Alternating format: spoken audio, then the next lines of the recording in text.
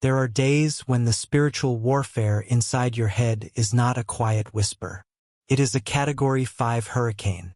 Your thoughts are racing, your heart is pounding against your ribs, and the old toxic urges are slamming against your mind like 30-foot waves breaking over a tiny wooden boat. You try to remember the strategies. You try to remember the sundown protocol or the red car trap. But the noise inside your mind is so deafening that you can't even think straight. In that exact moment, you feel incredibly small. You feel like a fragile, black and white stickman standing alone on a tiny raft in the middle of a pitch-black, infinite ocean. You look at the horizon, and all you see is destruction. You look inside yourself, and all you find is emptiness. Most people make a fatal mistake during this hurricane. They stand on their tiny raft, clench their wooden fists, and try to scream at the wind to stop blowing. They try to out-argue the storm.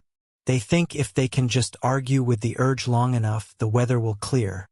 But your willpower was never designed to hold back a tsunami. Tonight, we are going to expose why you must stop trying to calm the storm around you, and instead, learn how to drop a heavy, unmovable spiritual anchor that connects your fragile raft straight into the bedrock of eternity. To understand why you are drowning, we have to analyze an ancient psychological glitch recorded in history, the moment the disciple Peter stepped out of a boat and walked on a stormy sea. As long as Peter kept his eyes locked onto the majestic, glowing eyes of Christ standing on the water, his reality changed. The laws of nature bent. He walked on top of the very thing that was supposed to drown him. He was a fragile human being, but he was anchored to a divine frequency. But then a glitch occurred. Peter took his eyes off the light. He looked down at the violent spray of the waves, he listened to the howling of the wind, and he began to process the data logically. His brain whispered, "This is impossible. You are going to die." The exact second his focus shifted from the master to the storm, his weight returned. He began to sink into the dark abyss. This is the Peter glitch. Your anxiety, your sudden relapse, your panic attacks, they do not happen because the storm got bigger. The storm was already big when you were standing on top of it.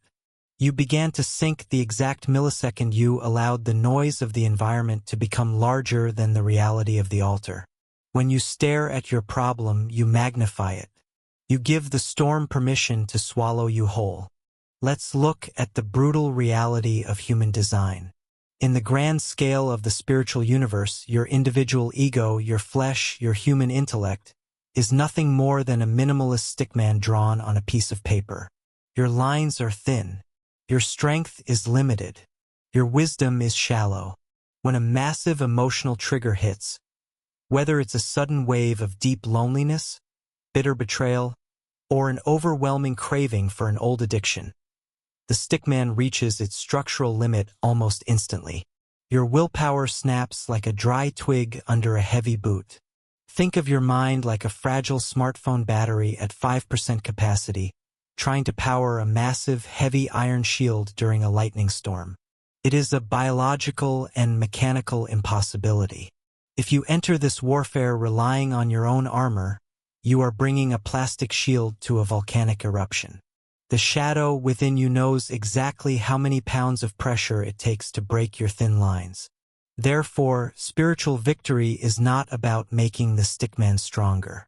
It is about the stickman knowing when to step out of the way so that the King of Glory can take the center of the arena.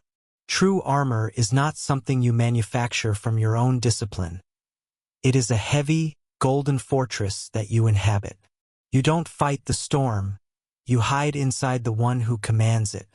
So how does a fragile stickman activate this anchor in the middle of a midnight panic? You must execute the Transcendence Protocol. The moment the wave hits, you must refuse the temptation to look down at the water. Do not look at your track record of failure. Do not look at how dark the urge is. Instead, you change your focal length. You close your physical eyes, and in your mind's eye, you visualize the absolute, terrifying majesty of Christ. You see him not as a weak historical figure, but as the cosmic king of kings, clothed in garments of blinding white light, eyes like flames of burning gold, standing directly on top of the black waves of your storm. Then you anchor your mind using your breath and your tongue. You don't beg. You repeat a single, unmovable truth into the dark room. You say, "The Lord sits enthroned over the flood. My raft is small, but my anchor is eternal." Every time a dark thought hits, you do not answer the thought. You simply repeat the name above all names. You scream his authority into the silence until your brain chemistry resets. The dopamine mirage clears, and the hydraulic pressure of the temptation breaks against the golden shield of his presence. You divert the river by looking at the ocean. The storm does not have a mind of its own. The chaos, the anxiety, the ancient addictions that have been hunting your family line for generations, they are all created things. And every created thing must bow when the Creator enters the room. Stop living your life as an unprotected stickman, constantly terrified of when the next cloud is going to block the sun. You are a child of the altar. Your soul has been purchased by a price that the shadows cannot comprehend.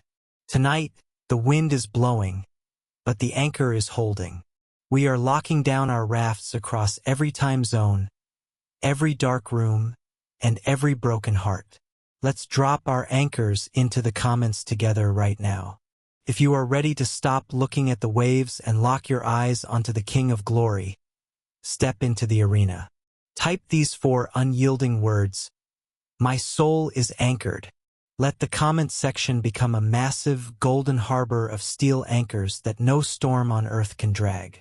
Keep your eyes on the light, guard the perimeter, and never forget, you are still in the fight.